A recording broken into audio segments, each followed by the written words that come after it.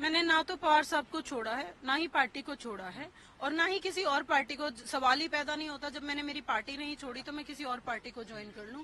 ये पता नहीं कौन ये अफवाहें फैला रहा है। मैंने अपनी पार्टी को नहीं छोड़ा है और ना ही अजीत पवार जी की पार्टी में मैं गई हूँ। क्या ऐसी वजह है छोड़ के जा रहे हैं? वजह मैं तो क्या बताऊं, वजह तो सुप्रिया ताई को सोचनी चाहिए कि ऐसी क्या वजह है जो साहब से सालों साल दशकों से जुड़े हुए हैं, कई कई दो दो तीन तीन दशकों से साहब से जुड़ के काम कर रहे हैं, वो लोग आज इस जगह पे आके खड़े हो गए हैं। ऐसा क्या प्रॉब्लम हो रहा है, सुप्रिया ताई को सोचने की जरूरत है। या उनके आसपास ऐसा क्या वातावरण निर्माण किया जा रहा है कि ये सारे लोग छोड़ छोड़ के जा रहे हैं, ये उन्हें सोचना चाहिए। नहीं, अब जब हम लोग छोड़ के जा रहे हैं, हमारे जैसे लोग जो साहब के एकनिष्ठ लोग हैं वो लोग ये निर्णय ले रहे हैं, तो क्या पार्टी में सब कुछ ठीक है? नहीं, हमारा तकलीफ किसी और लीडर से नहीं है, हमारी तकलीफ सुप्रिया ताई से है। सुप्रिया ताई देखिए, मैं इस बात पे डिटेल्ड अगर मैं डेप जाऊंगी तो चीजें बहुत लंबी खिंच जाएंगी। बात सीधी बात यह है कि अब हमारा बस हुआ है।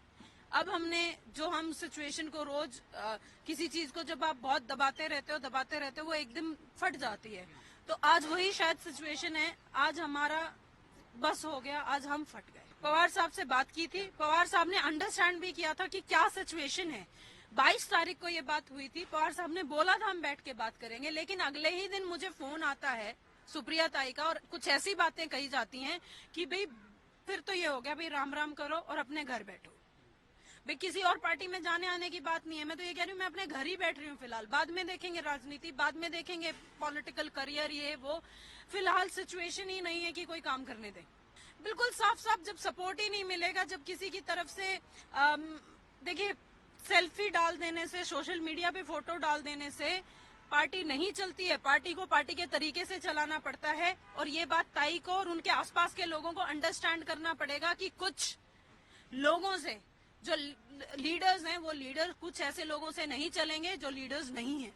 नहीं, मैं ये पार्टी छोड़ रही हूँ और पूरी जिम्मेवारी से कह के छोड़ रही हूँ कि मैं सुप्रिया ताई की वजह से ये पार्टी छोड़ रही हूँ, या धीरज शर्मा ने पार्टी छोड़ी है तो सुप्रिया ताई की वजह से छोड़ी है। हम दोनों ने ये पार्टी सिर्फ और सिर्फ ताई की वजह से छोड़ी है।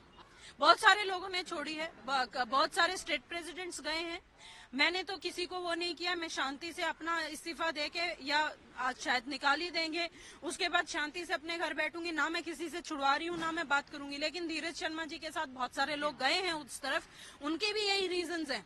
कभी आज तक सुध-बुध ही नहीं ली गई है किसी की, फोन करके कि आप लोग क्या कर रहे हैं, क्या नहीं कर रहे हैं, फोन तक भी नहीं किया गया है। मिलके तो सुध-बुध लेंगे क्या किसी की? अन्य पार्टी में शामिल मुझे लोगों का मालूम नहीं।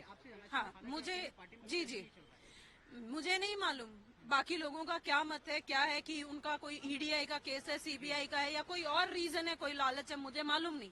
लेकिन मेरा ऐसा कोई रीजन नहीं है। मेरा रीजन सिर्फ और सिर्फ सुप्रिया ताई है, और ये पूरी रिस्पॉन्सिबिलिटी से मैं कह रही हूँ। और धीरज शर्मा का भी रीजन सिर्फ और सिर्फ वो है, जब तक साहब के एकनिष्ठ लोग साहब सारी चीजें संभाल रहे थे, सब संभल रहे थे, सब अच्छा चल रहा था, अचानक सब क्यों खराब हुआ, सोचने की बात है। मेरी फिलहाल कोई रणनीति नहीं है। देखिए, मैं किसी खुशी में ये निर्णय नहीं ले रही हूँ, जब बिल्कुल हद हो गई तब मैंने ये निर्णय लिया है। और आगे का प्लानिंग आप तब कर चुके होते हो जब आप बहुत दिनों से ये बात सोच रहे हो।